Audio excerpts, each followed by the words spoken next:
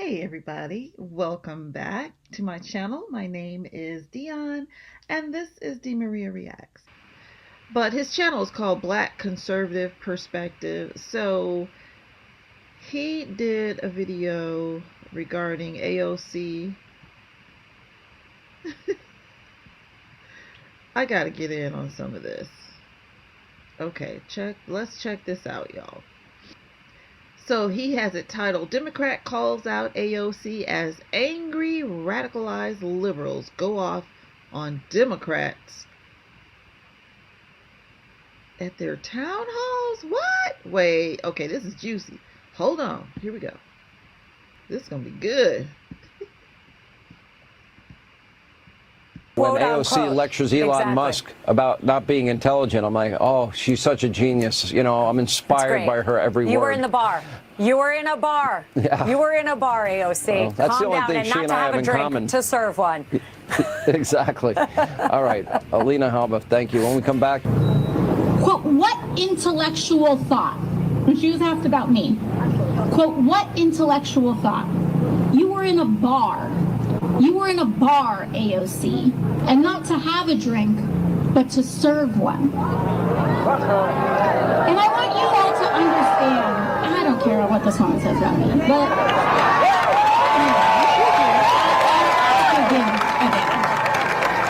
All right, guys, so we got to talk about the Democrats and their tactics backfiring because they have been encouraging paid activists, paid agents of chaos, Democrat radicals to show up to GOP town halls in order to protest the Trump administration. Okay, let's make this clear. The people who are upset are not Republicans, okay? Republicans are overwhelmingly happy with the Trump administration, and Republicans don't have too many issues, okay, with what the Trump administration is doing. The people who have issues are the deranged leftists who have been radicalized by CNN, MSNBC, and the Democratic Party. We are mobilizing in New York. We have people going to the Republican districts and going after these Republicans who are voting for this and forcing them to either change their vote or face the consequences. This is a long, relentless fight that we fight every day. And I am confident that we will bring Trump's popularity, numbers, and strength down if we keep at it and keep at it and keep Get at out it. of here. Okay, we know they've been... Get out of here. He sounds like a lunatic. You can't bring his popularity down because you ain't got nothing to offer in contrast that the American people want with y'all 21% approval rating. Pitiful.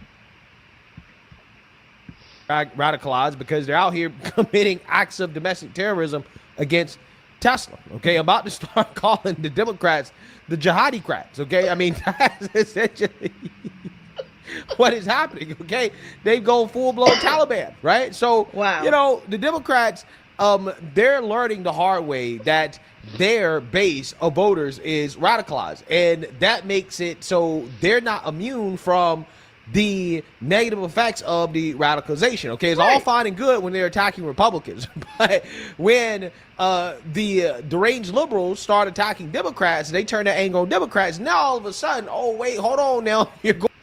Oh, this is really going to be good because another way that they're turning on they eat their own. The Democrats, they eat their own.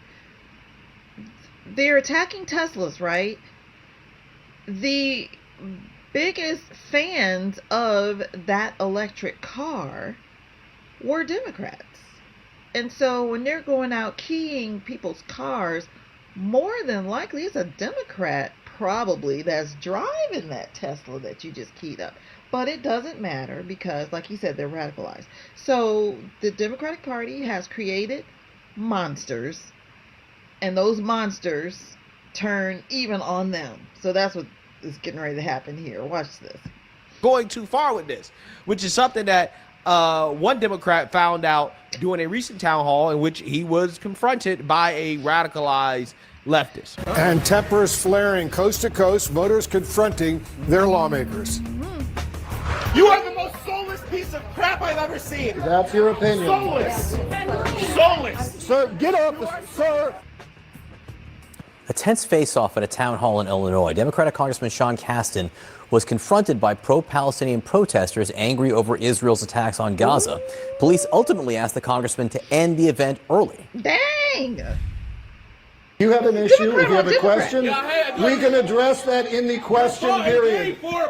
This is Democrat on Democrat. See, y'all don't know what the heck you're doing. You know, radicalize these people. Boy, look at this. Israel. You are bought and paid for by AIPAC. You believe that. You believe that. You believe that. It doesn't make it true. What have you done? Sir, we will have a question period. If you He's scared. He hiding behind that security officer or cop or whatever that guy is in the middle of them. You cannot behave respectfully. This is your nation's flag. If you cannot behave respectfully, then leave.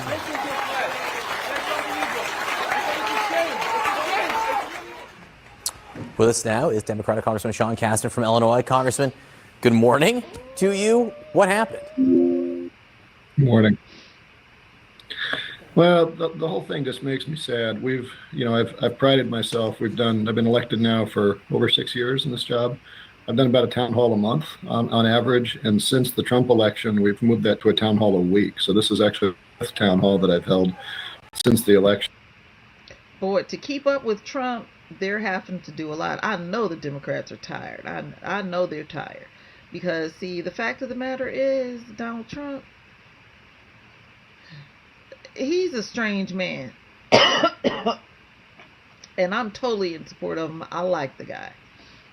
But he runs on very little sleep. Donald Trump does not sleep. So he is full as far as the things that he wants to do during this presidency. And when he hit the ground running, he was not playing. He is like just, and then the Democrats are trying to keep up with him. So that's why, like this guy said, he went from doing a town hall a month to doing one per week because they're trying to keep up with Trump. Oh my gosh, this is hilarious. Let's get back to it. Driven by just huge concern that people have about the unlawfulness, the attacks on the Constitution, and that was what the room came to hear. Unfortunately, there were a small group of people who decided to get up and disrupt on an issue that they disagreed on, and it's in their rights. I mean, no politician wins 100% of the votes, but ultimately the police felt that there was a risk to public safety and continuing because there was so much disagreement, with some of the protesters in the room, and I defer to the police in making sure that people stay safe. So we had to end, which is unfortunate. Correspondent Arlette Saenz joins us now with the very latest. Arlette, you have to wonder how productive these town halls are at this point when they devolve so quickly. At the same time, though, these lawmakers need to be talking to their constituents. That's right. And Congressman Sean Casten was on our air in the last hour and actually said he thinks that these town halls need to continue. He said that they're vital for civil discourse and disagreement. But he did acknowledge that maybe they need to work with law enforcement to make sure that these town halls are safe if there are going to be disagreements, either with the lawmakers or constituents who have gathered there. But right now in this moment, neither party is immune from hearing this frustration from voters. You heard the pro-Palestinian protesters there confronting Congressman Sean Casten. You've also heard Democrats who have heard from constituents that they're upset that they're not doing more to push back on Trump. And on the Republican side, a lot of lawmakers who are holding town halls are hearing criticism about the DOGE cuts that Trump has been making. Here's one of those moments with Wyoming Congresswoman Harriet Hageman just last night. What DOGE is doing is it's the closest thing to zero-based budgeting that we've seen. Why would you be opposed to us looking on a line-by-line basis whatever you... From an immigrant from South Africa who wasn't elected! So that's just a sample of the voter frustration that these... So they're yelling back their talking points to them. Lawmakers are hearing. And of course, town halls have been a staple of American politics, especially in that first year into a new administration. So it's likely that they're... Yeah. So again, you're hearing the Democrats and their disdain for African immigrants come up once again. The xenophobia of the Democrat Party is out of control. Really, I'm so serious. Okay, I'm so serious. And again, Democrats have radicalized their base so much. Oh yeah, go out, you go to those town halls, you show up to those town halls. The radicals are now showing up to Democrat town halls, and now they're asking questions about, hey, Democrats, you're telling us that everything that Trump is doing is so bad. They're gonna cut our Social Security. They're gonna cut our Medicare. They're gonna cut our Medicaid. Right? This is what they're doing. Again, all lies, right? All lies from Democrats. But these lies, again, have radicalized their ignorant voters, right? So their voters, again, thinking with their emotions, shows up to these town halls where Democrats are hosting, and they're taking out the anger on the Democrats, okay? In fact, Alyssa Slotkin, who is now trying to brand herself as a moderate centrist Democrat, which she's not, okay? We're going to get into that. But she was confronted by one of her voters about why isn't she being more radical like AOC and Jasmine Crockett, okay? And Alyssa Slotkin is going to take this moment to take a shot at AOC and Jasmine Crockett and the other radical Democrats, Bernie Sanders as well, too, in response to this question from one of her voters. Take a look. On the same week that a poll showed Democrats with a dismal favorability rating of only 29%, many are facing voters face-to-face at what are becoming very fiery town halls. We're talking shouting matches, lots of booing, constituents voicing their concerns about White House policies and how Democrats are reacting or not reacting enough to them. In Michigan, Senator Alyssa Slotkin took a question on where the party is heading when it comes to leadership. I want her to get got. All of those things require me to be more than just an AOC. I can't do what she does because we live in a purple state and I'm a pragmatist. Everyone you mentioned has a lot of words, but what have they actually done to change the situation with Donald Trump? Yeah, so you seen that, you heard that. Now, I found this shot from Alyssa Slotkin at AOC to be fascinating because I told you guys the Democrat Party is in a full-blown political civil war to choose what type of party they want to become, okay? Do they want to be the party of radical, woke extremists, right? The AOCs, the Jasmine Crotchets, the Ilhan Omars, the Rashida Tlaibs of the world, okay? Or do they want to be a party of common sense, an actual moderate party?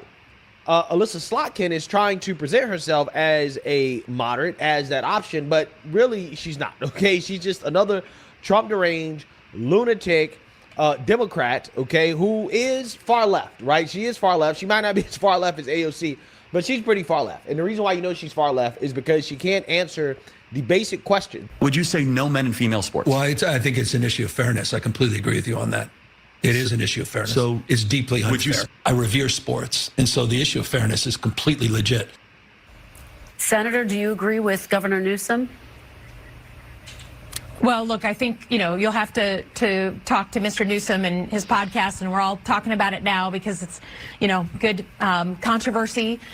For me, I grew up playing 3 seasons of sports. In Michigan, sports is like our religion, right?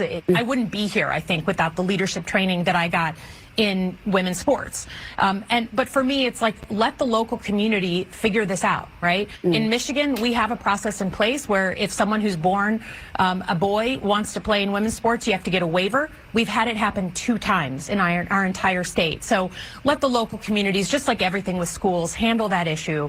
For me, though, I think, this issue is being sort of brought up in order to make sparks and see sparks fly. Yeah, so again, not a moderate, right? Not a moderate at all. Okay, if you can't give a straight answer to that question, okay, if you cannot agree with 80% of the American people when it comes to that issue, you're not a moderate. And let's not forget, she also voted to impeach President Trump. So again, she's not somebody that is interested in working with President Trump. She is one of these Democrats that participated in the impeachment hoax against the president during his first administration when she was still just a rep.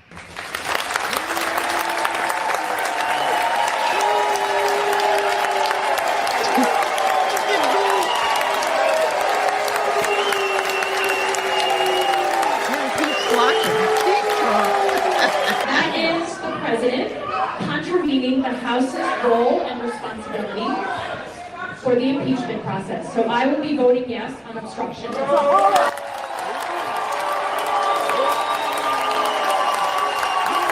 Okay, and you have Megyn Kelly sounding the alarm on Alyssa Slotkin, this whole, oh, I'm a moderate thing. This woman is a former CIA agent posing as a moderate. But again, she's woke, okay? CIA? She is radical, and she's trying to hide it, right? As again, the Democrats are currently infighting about who's going to have control of the party. Just understand that the winner of this civil war between the Democrats, the political civil war, is still going to be far left, right? That is my point. So without further ado, let's get into this. Michiganders, you did not elect a moderate. And anybody thinking about this person as any sort of a moderate needs to reassess ASAP. This woman is nasty. She's a nasty person. The way she spoke to him about his military service, like, I will deign to tell you that your love for the military is real. I believe you. Who gives a shit whether you believe Pete Hegseth cares about the troops? Who gives a shit? How dare you say that to a man who's been deployed 3 times to Gitmo, to Iraq, to Afghanistan, and has laid his life on the line for his country? How dare you speak that way? And then get out there and talk to the rest of us like we're these know-nothing little teenagers. And that's the only reason why we voted for Trump, because our brains aren't fully developed. Long story short, Elise Slotkin, thumbs down. Yeah, I agree with Megyn Kelly.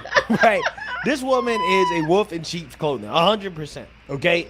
There's a reason why Democrats picked her to give rebuttal to Trump, because the establishment Democrats are trying to go in her direction, right? Where, again, they're trying to put out this person that pretends to be a moderate, but, again, she's not. She's far left. She's, again, not as far left as AOC and Bernie and Jasmine Crotchet, but far left, right? Like, very far left. And I think that's what people got to understand, that the Democrat primary will be entertaining, okay? But they will be a lot of fakers, okay? We already know that Gavin Newsom is a fake, okay? This woman is also a fake. She will probably end up trying to run, right? All the so-called moderate Democrats are fake, right? 100% they're fake. So, again, I enjoy the civil war between the so-called moderates and the AOCs, right, the progressives. But understand, again, it's not moderate versus far left. It's far left versus socialists and communists. That's what it is. So, oh boy, they are exhausting. Yeah, the Democratic primary is going to be off the chain crazy. So anyhow, okay, that was interesting. All right, y'all, so let's see here. I think that's all I've got. So thank you all so much for coming back and hanging out with your girl. I will see you the next time I upload. Take care, and I'll see you next time.